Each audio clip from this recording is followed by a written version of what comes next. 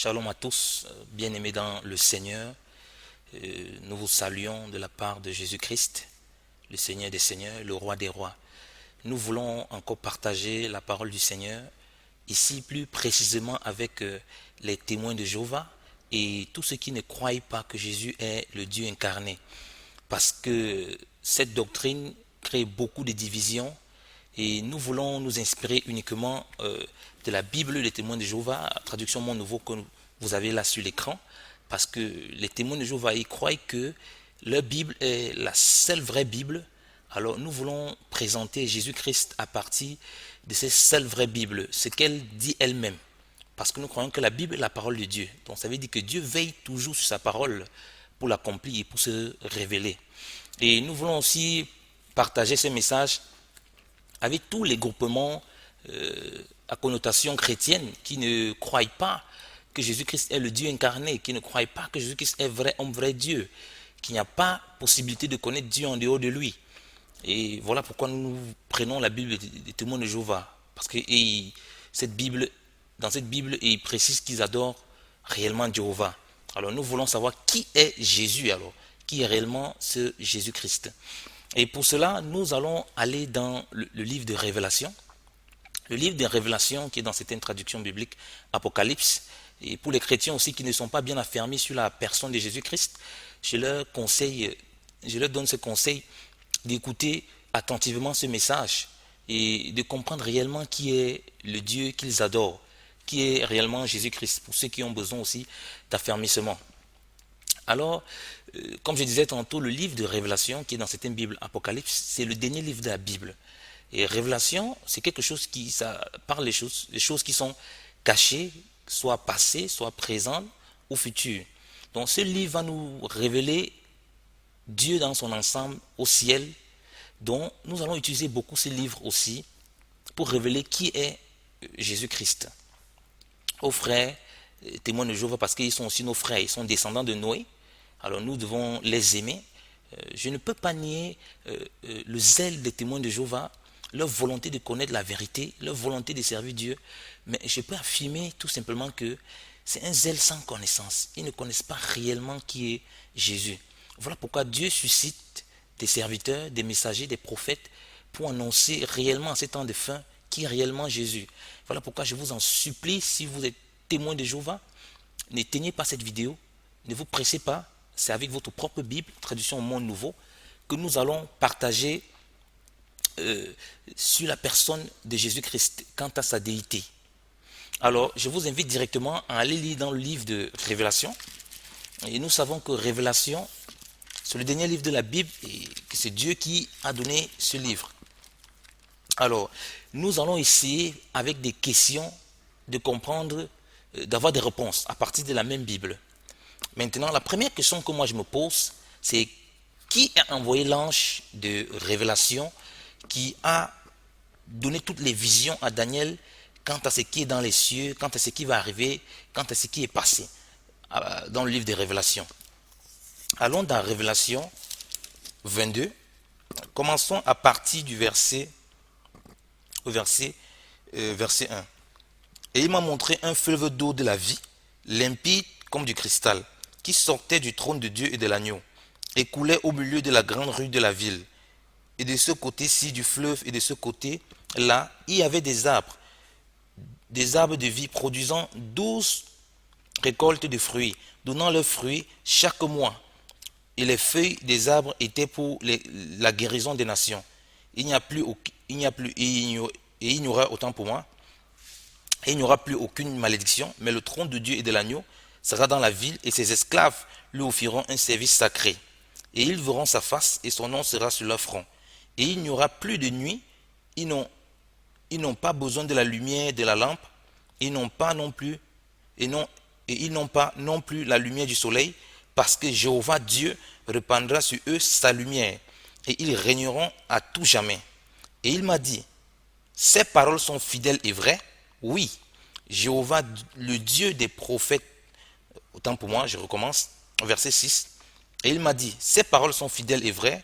Oui, Jéhovah, le Dieu des paroles inspirées des prophètes, a envoyé son ange pour montrer à ses esclaves les choses qui doivent arriver bientôt.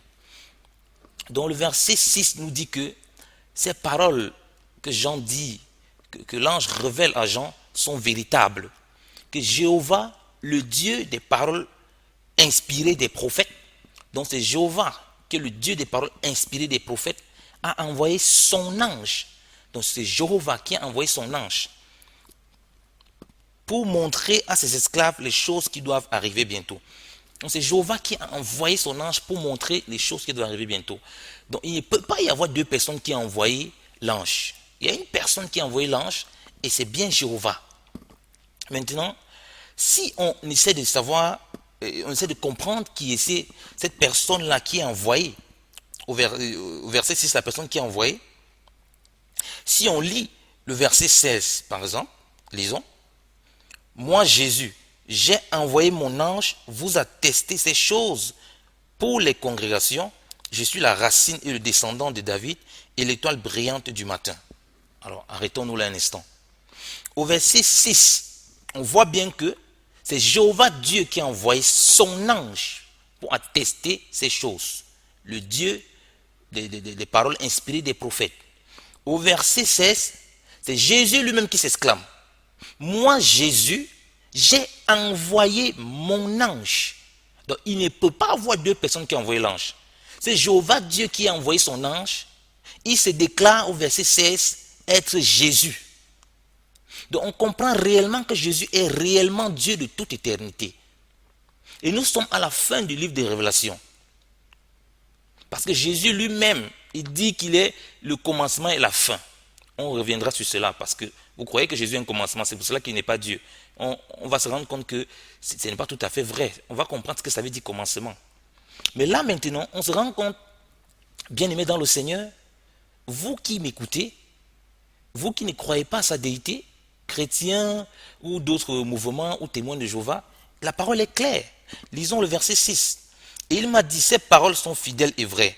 Oui, Jéhovah, le Dieu des paroles inspirées des prophètes, a envoyé son ange pour montrer à ses esclaves les choses qui doivent arriver bientôt. Maintenant, regardez le verset 16. Moi, Jésus, j'ai envoyé mon ange vous attester ces choses pour les congrégations.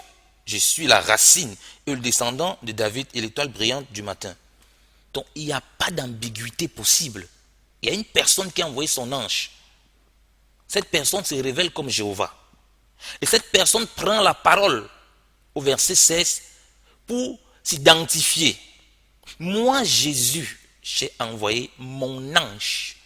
Donc, c'est bel et bien Jésus qui a envoyé son ange et il se révèle être lui-même Jéhovah Dieu, le créateur du ciel et de la terre. Ce n'est pas moi qui ai dit, c'est marqué dans la Bible.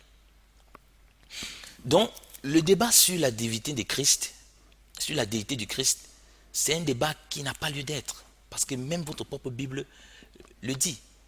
Vous me direz, ah oui, mais ce n'est que peut-être ça. Non, il y a encore plusieurs exemples.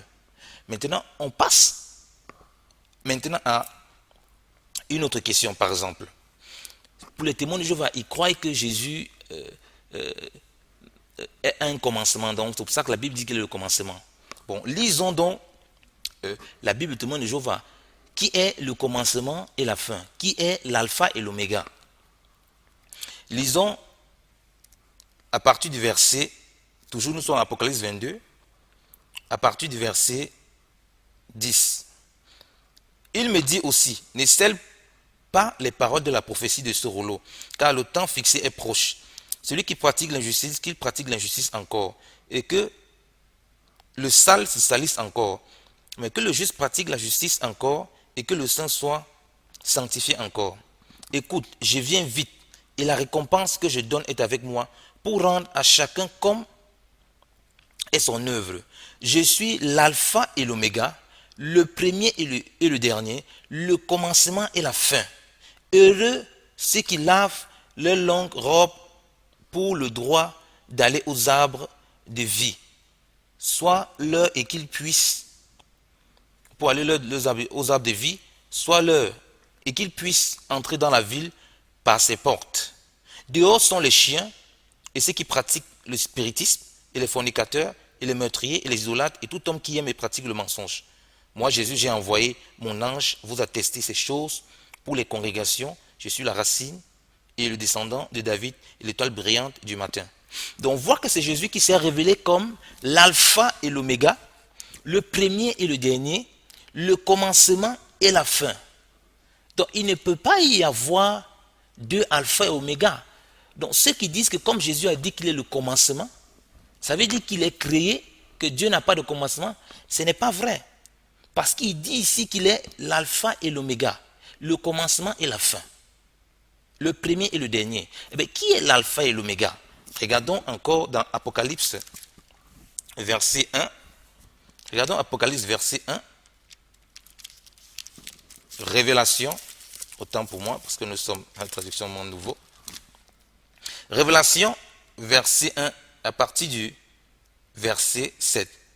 Regardez, il vient avec les nuages, et tout œil le verra, et ceux qui l'ont transpercé, et toutes les tribus de la terre se frapperont la poitrine de chagrin à cause de lui. Oui, amen.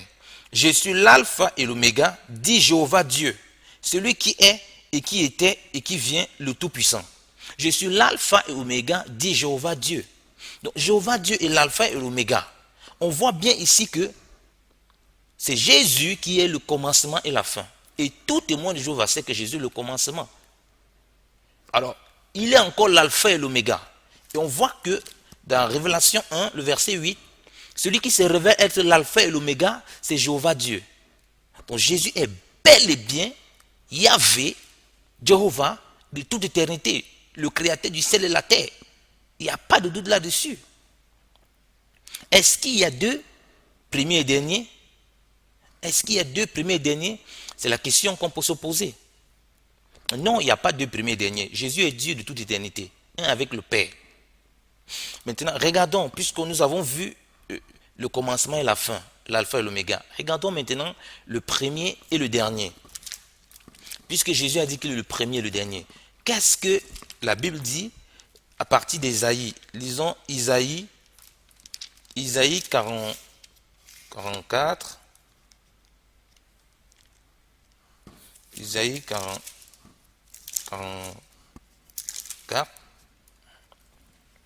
À partir du verset 6. Voici ce qu'a dit Jéhovah, le roi d'Israël et son racheteur, Jéhovah des armées. Je suis le premier et je suis le dernier. En dehors de moi, il n'y a pas de Dieu. Je suis le premier, je suis le dernier. En dehors de moi, il n'y a pas de Dieu. Donc, Jéhovah est très très clair. En dehors de lui, il n'y a point de Dieu. Et il dit qu'il est le premier, il est le dernier. Et on voit que Jésus, dans l'Apocalypse là-bas, celui qui prétend être le commencement et la fin, il est aussi le premier et le dernier. Donc, en dehors de lui, il n'y a point de Dieu. Donc, Jésus-Christ est bel et bien Dieu de toute éternité. Vrai homme, vrai Dieu. Donc, pour les témoins de Jéhovah qui disent que Jésus est le commencement, ils ont raison. Qu'est-ce que ça veut dire le commencement? Lorsqu'on regarde ceux qui ont fait de la mathématique, la borne infinie, il y a des crochets ouverts. Donc lorsqu'il y a les bornes infinies, il y a des crochets ouverts de part de côté. Mais c'est un commencement, mais ce commencement là, c'est l'éternité, c'est l'infini.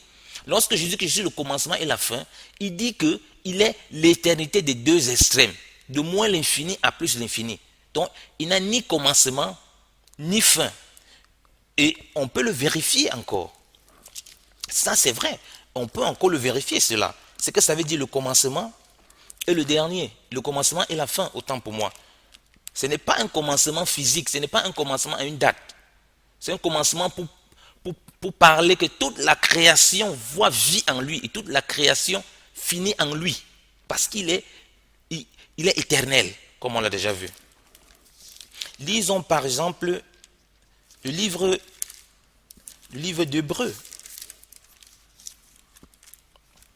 Qu'est-ce que ça veut dire? Melchisédek, à partir d'Hébreux chapitre 7, à partir du verset 1. On dit, ce Melchisédek en effet, roi de Salem, prêtre du Dieu très haut, qui est allé à la rencontre d'Abraham revenant de la tuerie des rois et l'a béni, et à qui Abraham a attribué le 10e de toutes choses. Et tout d'abord, si l'on traduit roi de justice, et ensuite, il est aussi roi de Salem, c'est-à-dire roi de paix. Comme il est sans père, sans mère, sans généalogie, qu'il n'a ni commencement de jour, ni fin de vie, mais qu'il a été rendu semblable au Fils de Dieu, il demeure prêtre à perpétuité. Vous voyez? On dit qu'il a été rendu semblable, donc ça veut dire que Jésus-Christ est la représentation même de Melchisédek. Donc Melchisédek lui ressemble, donc il est le véritable Melchisédek dans la réalité. Et ce Melchisédek n'a ni commencement de jour, ni père, ni mère. Comment un homme peut-il être sans père, sans mère, sans commencement de jour, sans fin de vie, s'il n'est Dieu? Ça ne peut être le Créateur lui-même qui a tabernaclé dans un corps humain, tabernaclé dans la créature. C'est ce que Jésus-Christ a fait. Il a tabernaclé dans la créature. Il n'a ni fin de vie, ni commencement de jour. Donc, lorsque Jésus dit « Je suis l'alpha et l'oméga », le commencement et la fin, le premier et le dernier, il est en train de parler ici que toute l'éternité, donc depuis les temps anciens et jusqu'à la fin, c'est lui. Qu'il est Dieu. Qu'il est le créateur de toutes choses. On voit bien avec Melchisédek. Donc ceux qui passent le temps à dire, ah non, il a un commencement, c'est comme il a un commencement, il n'est pas Dieu. Ils n'ont pas compris ce que ça veut dire commencement. Donc le commencement là, c'est l'éternité, moins, donc la bonne moins, comme j'ai parlé des intervalles, pour ceux qui ont fait un peu de mathématiques, par rapport à Melchisédek. On a vu qu'il est sans père, Melchisédek. On a vu qu'il est sans mère. On a vu qu'il est sans généalogie. On a vu qu'il est semblable au Fils. Donc Jésus-Christ est le véritable. Il est celui-même qui, lui ressemble. Donc lui, il est la représentation parfaite de Melchisédek. Alléluia. Donc on a vu ça. On a vu que le commencement et la fin, le premier et le dernier, pardonnez-moi de le répéter, parce qu'il faut vraiment que ça entre et que vous le compreniez. Quand Jésus dit je suis le commencement et la fin, le premier et le dernier, il n'est pas en train de nier sa déité. Il n'est pas en train de dire qu'il est une créature. Non, absolument pas. Parce que Dieu, Jéhovah, comme on a lu à Isaïe, a dit qu'il est le premier et le dernier. Donc il n'y a pas de premier, il n'y a pas de dernier. Il est. Voilà. Maintenant, je pose encore une autre question. Qui est le Seigneur des Seigneurs? Qui est le Seigneur des Seigneurs? Maintenant, je vous ai dit, le livre des Révélations va nous donner beaucoup d'indices pour comprendre qui est le Seigneur des Seigneurs, qui est Jésus-Christ, autant pour moi. Moi, je veux savoir maintenant, qui est le Seigneur des Seigneurs? Est-ce qu'il y a deux Seigneurs des Seigneurs? Est-ce qu'il y a deux Seigneurs des Seigneurs? Parce que vous ne croyez pas que Jésus est Dieu. Nous voulons vous prouver cela avec votre Bible. Nous n'inventons rien. Donc, le vrai chrétien, celui qui reconnaît Christ, qui a reçu Christ comme Seigneur et Sauveur, il ne peut que confesser que Jésus-Christ est le Dieu incarné, vrai homme, vrai Dieu, et qu'il faut l'adorer de tout son cœur. Prenons maintenant la troisième question, qui est le Seigneur des Seigneurs. Allons dans Deutéronome. Dans Deutéronome, dernier livre de la Pentateuque. Parce que Jésus a dit que toute la Bible parle de lui, que Moïse a parlé de lui. Ça veut dire que Moïse a parlé de lui. Allons voir comment Moïse a parlé de lui. Deutéronome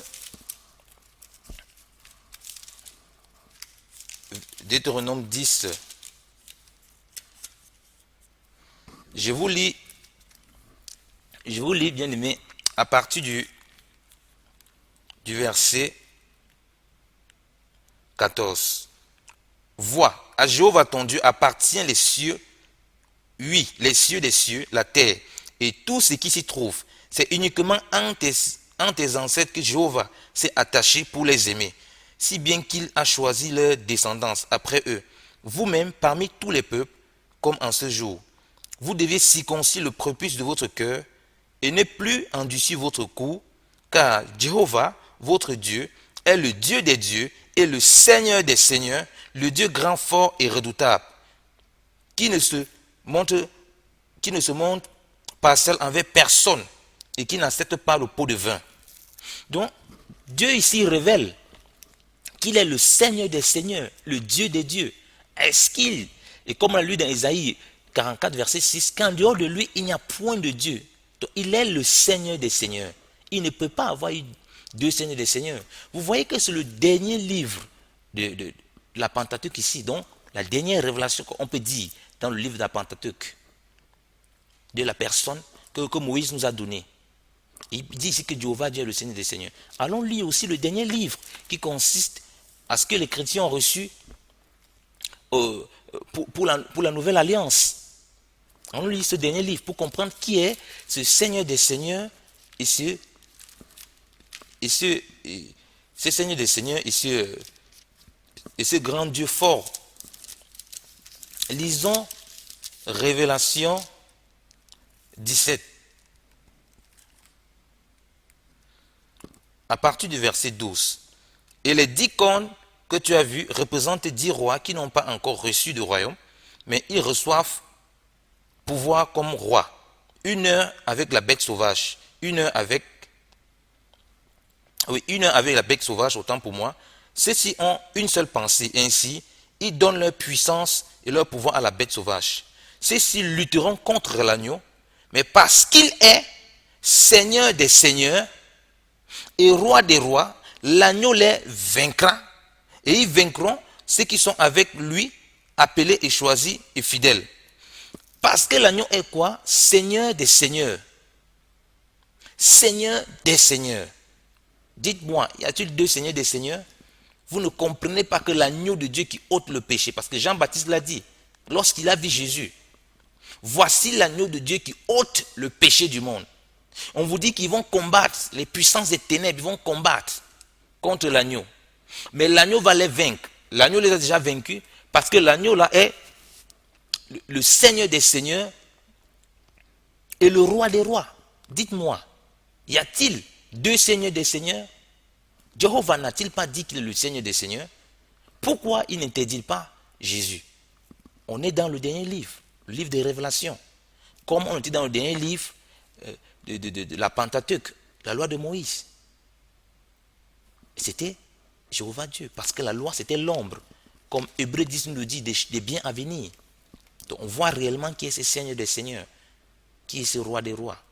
On peut encore confirmer avec un verset. Lisons à partir Genèse, Révélation, autant pour moi, 19,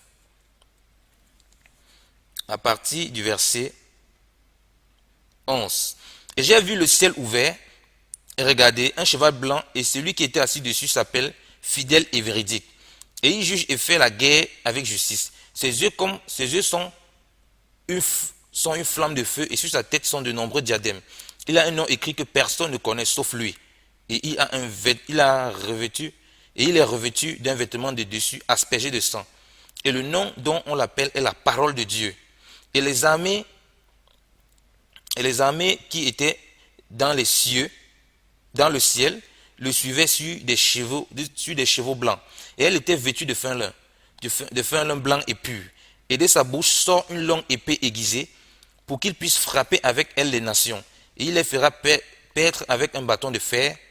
Il foule aussi le pressoir à vin de la fureur de la colère de Dieu et le Tout-Puissant. Et sur son vêtement de dessus, oui, sur sa cuisse, il a un nom écrit, Roi des rois et Seigneur des seigneurs. Roi des rois et Seigneur des seigneurs. On a vu que Jéhovah est le roi des rois, le Seigneur des seigneurs.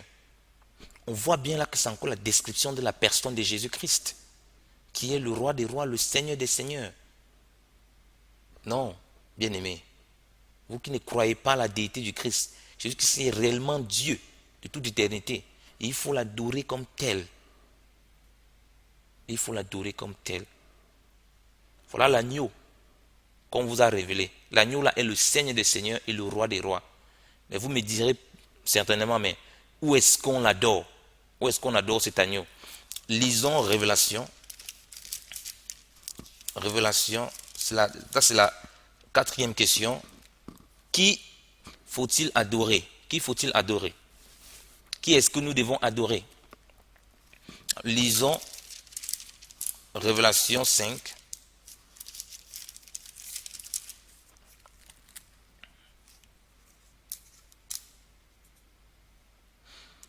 À partir du verset 1.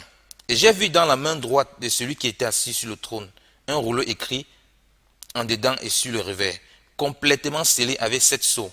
J'ai vu un ange vigoureux qui proclamait d'une voix forte, qui est digne d'ouvrir le rouleau et d'en délier les sceaux. Mais personne, ni dans le ciel, ni sur la terre, ni sous la terre, n'était capable d'ouvrir le rouleau ou de regarder à l'intérieur.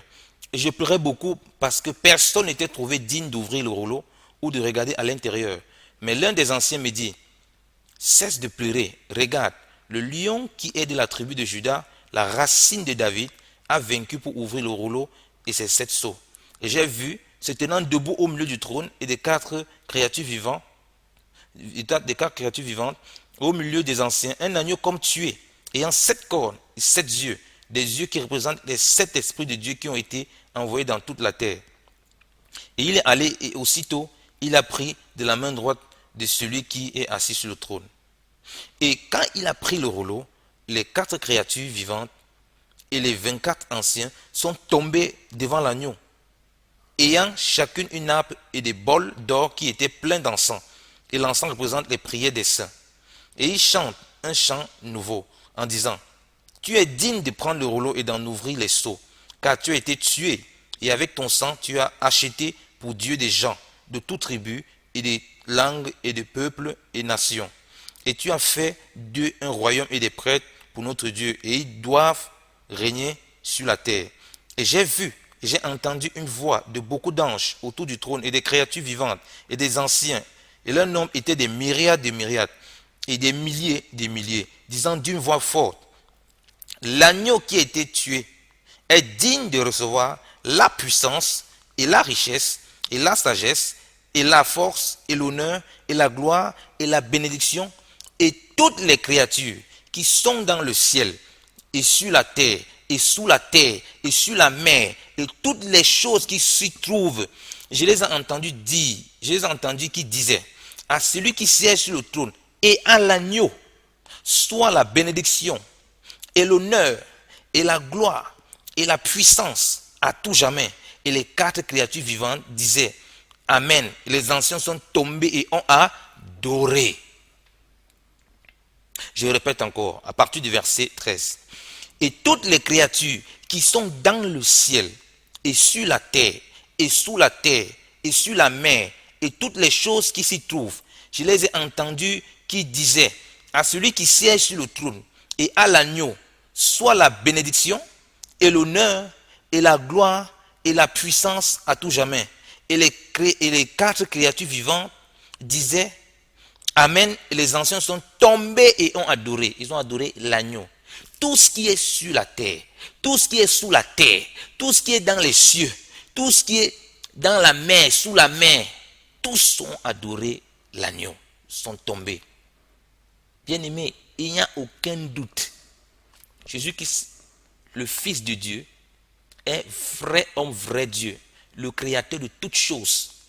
En dehors de lui, il n'y a point de salut, comme la Bible dit. Si vous ne tombez et vous n'adorez, comme ces quatre créatures vivantes et les vieillards, si vous ne tombez et vous n'adorez la personne du Christ, vous ne pouvez pas entrer dans la gloire de Dieu. Vous ne pouvez même pas connaître Dieu. Parce que Jésus a dit, celui qui honore le Fils, honore le Père qui l'a envoyé. Mais celui qui n'honore pas le Fils, n'honore pas non plus le Père. Et la façon la plus absolue d'honorer le Père, c'est d'adorer. C'est d'adorer. Donc Jésus-Christ est bel et bien le Dieu incarné. Que le Seigneur Dieu Tout-Puissant vous éclaire et vous garde dans son amour et qu'il se révèle à vous au nom puissant de Jésus. Amen. Soyez tous fortifiés, soyez tous bénis. Comme je l'ai dit, c'est à partir de la traduction Monde Nouveau que j'ai expliqué toutes ces choses. Que Dieu vous garde, que Dieu vous fortifie au nom puissant de Jésus. Amen.